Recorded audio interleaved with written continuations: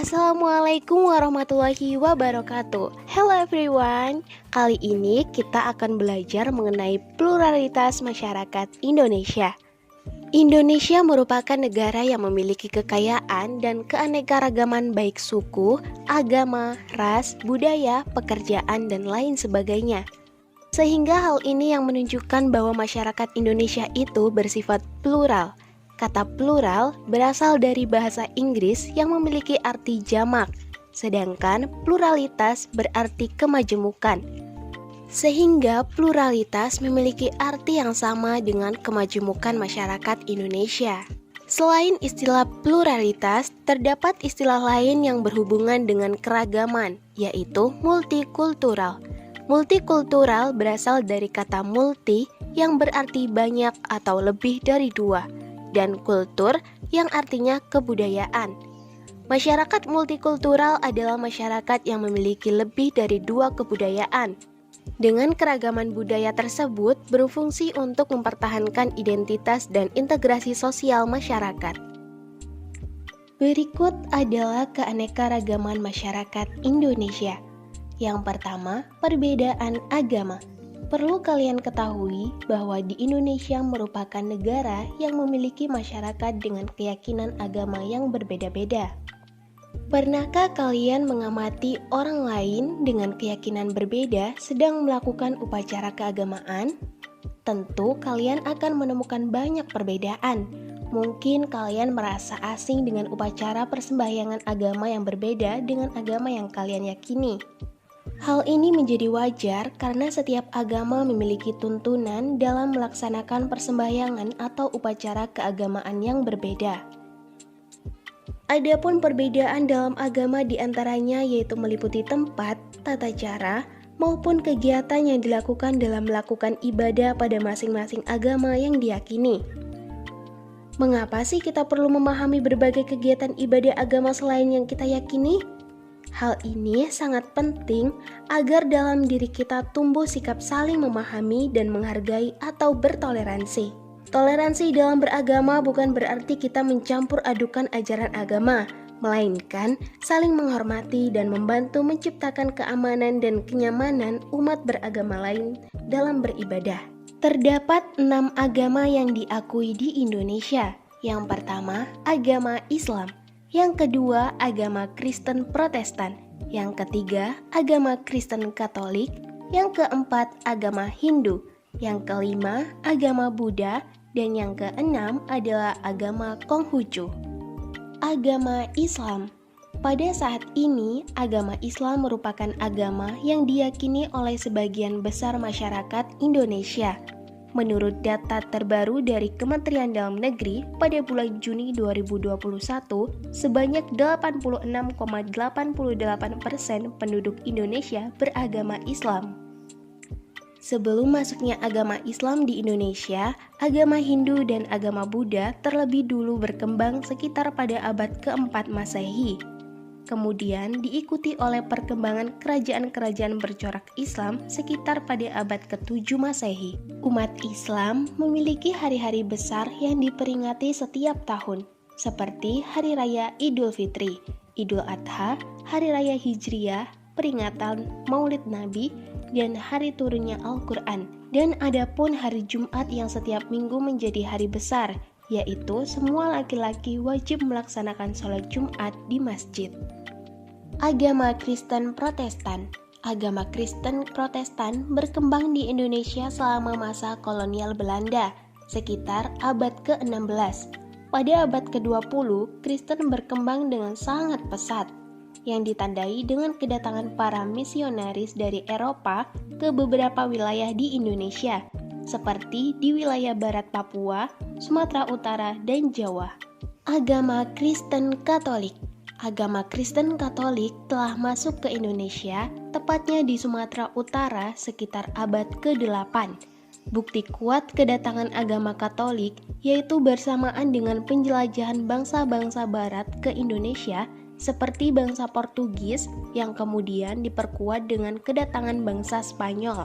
Adapun hari-hari besar yang diperingati oleh umat Katolik seperti Hari Raya Natal setiap tanggal 25 Desember, Dan hari penting yang selalu diperingati yaitu seperti Hari Raya Paskah dan Hari Raya Kenaikan Isa Al-Masih. Agama Hindu. Agama Hindu diperkirakan telah masuk ke Indonesia sejak awal abad Masehi, ditandai dengan berdirinya kerajaan Kutai dan Tarumanegara yang bercorak Hindu. Beberapa upacara keagamaan pada hari-hari penting agama Hindu, misalnya Hari Raya Galungan, Hari Raya Nyepi, dan Hari Saraswati. Agama Hindu kaya akan berbagai upacara atau tradisi keagamaan. Tradisi-tradisi warisan agama dan kebudayaan agama Hindu juga mempengaruhi kebudayaan Indonesia yang masih berkembang hingga saat ini. Agama Buddha. Perkembangan agama Buddha diperkirakan terjadi bersamaan dengan perkembangan agama Hindu. Kerajaan Sriwijaya di Sumatera merupakan salah satu pusat studi agama Buddha di Asia Tenggara. Beberapa upacara keagamaan yang dapat kalian kenal misalnya Hari Raya Waisak dan Ulambana. Agama Konghucu. Kehadiran agama Konghucu di Indonesia telah berlangsung berabad-abad lamanya. Umat Konghucu banyak memiliki hari penting, tetapi hari raya yang terkenal dan telah menjadi hari libur nasional di Indonesia adalah Hari Raya Imlek. Jauh sebelum agama Islam, Kristen Protestan, Kristen Katolik, Hindu, Buddha, dan Konghucu berkembang, di Indonesia telah berkembang berbagai aliran kepercayaan. Kedua, perbedaan kebudayaan. Menurut A.B. Taylor, budaya adalah suatu keseluruhan yang kompleks meliputi kepercayaan, kesusilaan, seni, adat istiadat, hukum, kesanggupan, dan kebiasaan lainnya yang dipelajari oleh manusia sebagai bagian dari masyarakat. Dapat 7 unsur kebudayaan yang dianggap sebagai budaya universal, di antaranya yaitu yang pertama, peralatan dan perlengkapan hidup manusia yang meliputi pakaian, rumah, alat-alat rumah tangga, senjata, transportasi, dan lain-lain. Yang kedua, mata pencaharian hidup dan sistem ekonomi, seperti pertanian, sistem produksi, distribusi, dan lain-lain. Yang ketiga, sistem kemasyarakatan, meliputi sistem kekerabatan, organisasi politik, hukum, dan sistem perkawinan. Yang keempat, bahasa, baik berupa bahasa lisan maupun tulisan. Yang kelima, kesenian, seperti seni rupa, seni suara, seni gerak, dan lain-lain. Yang keenam, sistem pengetahuan. Yang ketujuh, religi atau sistem kepercayaan. Kemudian apa saja sih yang mempengaruhi perbedaan budaya masyarakat Indonesia? Banyak hal yang mempengaruhi perbedaan budaya masyarakat Indonesia. Di antaranya yaitu perbedaan lokasi. Kalian bandingkan bentuk rumah asli masyarakat Jawa dengan Kalimantan. Perbedaan kondisi alam di Jawa dan Kalimantan menyebabkan perbedaan hasil kebudayaan berupa rumah. Selanjutnya yaitu perbedaan agama atau kepercayaan. Perbedaan kepercayaan juga menghasilkan budaya, seperti agama Hindu dan Buddha. Kalian dapat menemukan berbagai candi, patung, dan relief peninggalan kerajaan masa Hindu-Buddha di pusat-pusat kerajaan tersebut. Pusat-pusat kebudayaan pada masa kerajaan Hindu-Buddha di Sumatera dapat kalian temukan di Riau, Jambi, Sumatera Utara, Sumatera Barat, Sumatera Selatan, dan Lampung. Adapun di Pulau Jawa kalian dapat menemukan di Bogor, Bandung, Yogyakarta, Surakarta, Malang, dan Mojokerto. Ketiga, perbedaan suku bangsa. Bangsa Indonesia memiliki lebih dari 300 kelompok etnik atau suku bangsa. Suku Jawa adalah kelompok suku terbesar di Indonesia dengan jumlah mencapai 41% dari total populasi. Sebagian besar suku Jawa tinggal di Pulau Jawa, terutama di Jawa Tengah dan Jawa Timur. Banyak dari anggota suku ini telah bertransmigrasi dan tersebar di berbagai pulau di Nusantara, bahkan bermigrasi ke luar negeri. Suku Sunda, suku Melayu, dan suku Madura secara berurutan adalah kelompok terbesar berikutnya di negara ini. Mengapa sih terjadi perbedaan suku bangsa di Indonesia? Apakah manusia dapat memilih terlahir sebagai suku Batak, Dayak, atau Jawa? Tentu saja tidak. Manusia terlahir karena kehendak Tuhan Yang Maha Esa. Setiap suku bangsa memiliki derajat yang sama.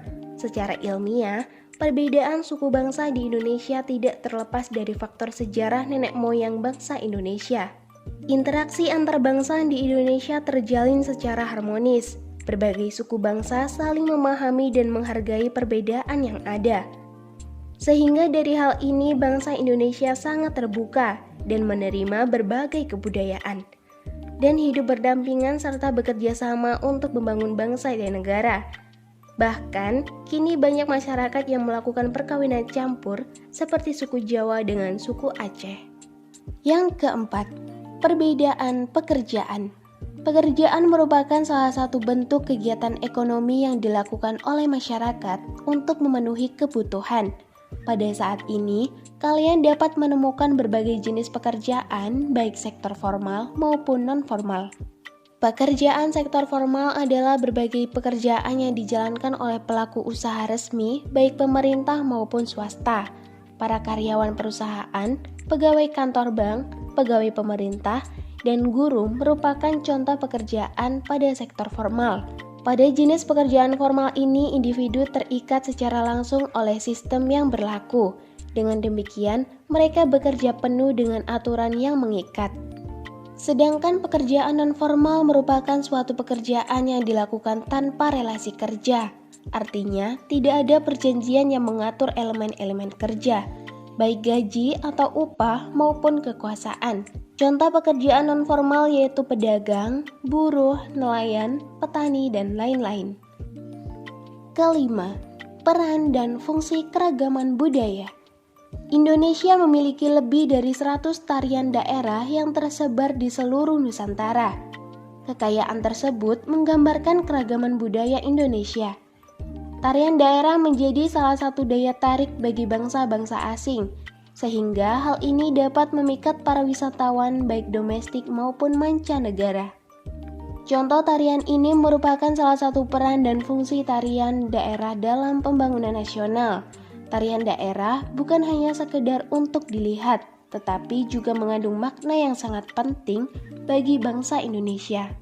Berikut adalah peran dan fungsi keragaman budaya dalam pembangunan nasional. Di antaranya yaitu: yang pertama, sebagai daya tarik bangsa asing. Yang kedua, mengembangkan kebudayaan nasional. Yang ketiga, tertanamnya sikap toleransi. Yang keempat, saling melengkapi hasil budaya. Dan yang kelima, mendorong inovasi kebudayaan. Sekian pembelajaran kali ini. Jangan lupa kerjakan evaluasi pada link yang ada di deskripsi di bawah. Selamat mengerjakan dan semangat. Wassalamualaikum warahmatullahi wabarakatuh.